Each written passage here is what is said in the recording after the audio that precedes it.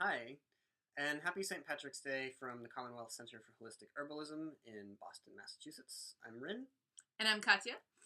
And Boston is a really Irish town. And right around St. Patrick's Day, it gets a whole lot more Irish than it is all the rest of the time. All of a sudden, it's amazing. So we wanted to take a few minutes to share a little bit about hops. So before we do, of course, there's a lot of mythology and story around the whole concept of St. Patrick and the snakes and everything. And a lot of people have written about that and what those stories really are. And today, what we really want to do is talk about herbs. But we definitely encourage you to look into those stories because they're pretty good, or pretty bad, depending on Yeah.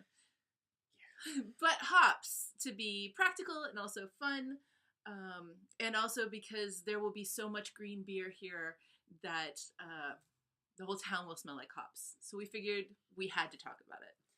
Yeah. So here are some hops, and these ones are looking pretty good. They're still green and fresh, and I'm not sure if you can tell, but there's some orange dust down here in the bottom, which is a good indicator when you're looking at hops.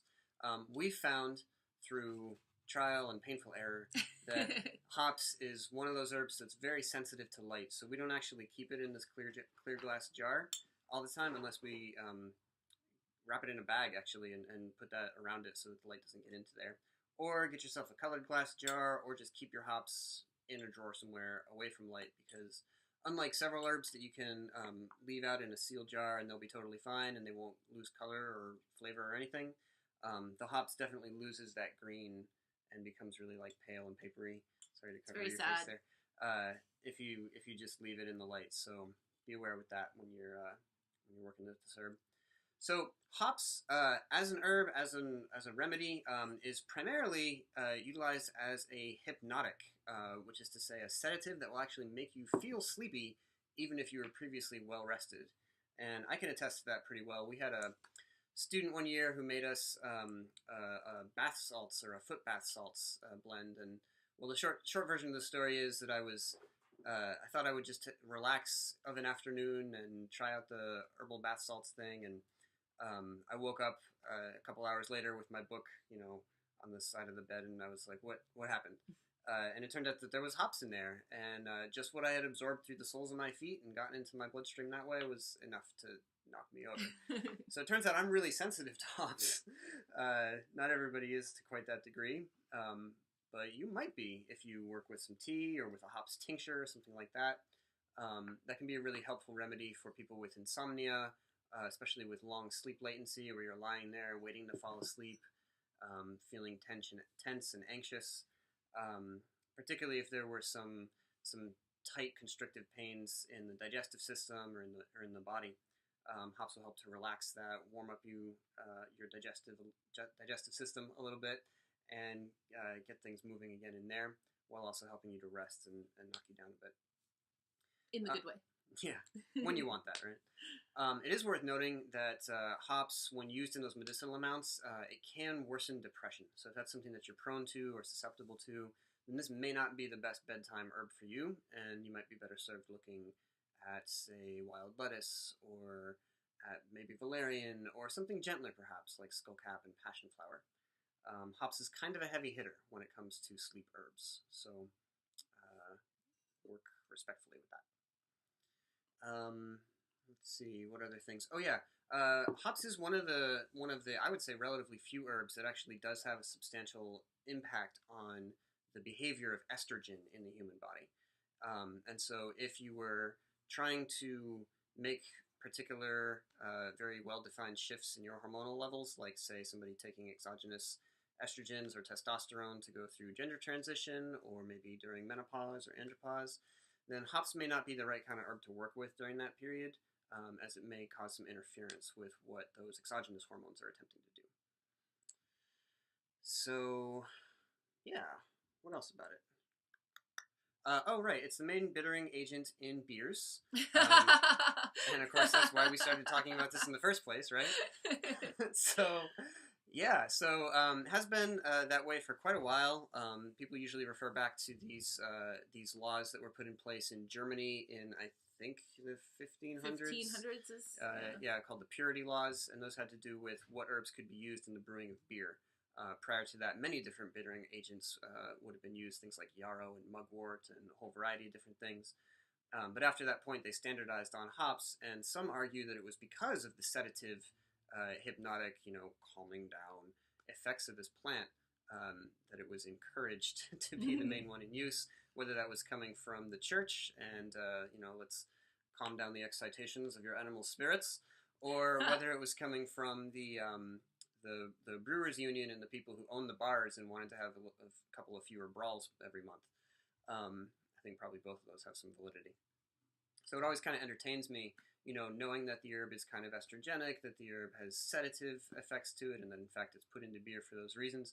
To see a bunch of guys in white ball caps riding around the tee in town, yelling at each other at the top of their lungs, recognizing that one of the agents in their inebriation is actually going to put them to sleep at the end of the night. So sort of let that entertain me a little bit over here. It is. If you haven't been to Boston for St. Patrick's Day, there's a whole world of experience that you missed. You should try that sometime. Just come to Boston and ride the tee. Yeah, and if you want to practice your tracking skills, then you can go along the sidewalks the following day and be like, oh, over there, yep, yes, there was one right there too. There we go. So, something else? No, but we did want to share with you. A lot of people are doing the gluten-free thing, and we do as well. So for lots of people, especially people who really care about craft beers and artisan beers, they feel very sad when they go gluten-free. But don't worry, there are actually really great gluten-free beers out there, and now there's a real trend in artisan ciders and microbrewed ciders, and a lot of those are very, very hoppy. And they're even using stout yeast or other traditional beer brewing yeasts. So although it isn't a Guinness, it is very appealing, and it is very interesting in flavor and has a lot of those sort of flavor notes that you might be enjoying in your beer. So we have some here to show you. We don't have my personal favorite of the gluten-free beers, which is from the company Greens, and they make a double Belgian style, so like a dark beer style there that I really like quite a lot. They make an amber and a triple as well, so Greens is really great. Get your hands on that if you ever encounter it. The label is green. That helps, yeah. Another one that I like quite a lot is this one. This is Celia Saison here, and so as you might guess, it's a Saison style. This one is nice. It has some like orange hints in it. It's really light. It's good for drinking on a summer afternoon as well. So that's often where we'll turn to that one. But this one's pretty broadly available, at least around here in town. Yeah, I think we got it. It's easier if you know what the label looks like. Yeah, it helps a lot. But there's a whole lot of different gluten-free beers around there now. We get to try a new one every now and again. This one here, I think I've tried one of these guys in the red can. This says Groundbreaker on it. So we got the green one for St. Patrick's Day. So anyway, I've tried one of theirs that came in a red can, and I thought that was pretty decent. So we're hoping that this will work out too. This is an India Pale Ale style. That's I've seen a number of gluten-free beers that go into the IPA style, and usually that comes across pretty well.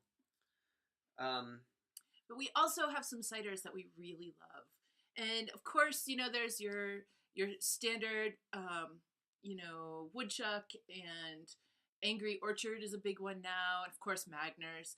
But there's a lot of, again, microbrew ciders that are fantastic and that we really love. One of your favorites is... We're not getting paid for any of this, by the way. We just want you guys to know what we think is good. So hopped cider has been a thing that I've gotten really into recently, and I have here a couple that I like quite a lot. So this one's from Nova. These guys are up in New York, and I'm sorry, I'm backwards. These are the ones from Massachusetts. Okay, so look, see the Massachusetts on there would have helped me know that. Nova, right? So hopped cider. So this stuff is great because it has the bitterness of the hops in there, but as a cider, it still retains a little bit of sweetness. It's nicely balanced. I like these because sometimes a real sweet cider can get kind of cloying. and not super appealing in that way. So that one's great, and I love that it's local.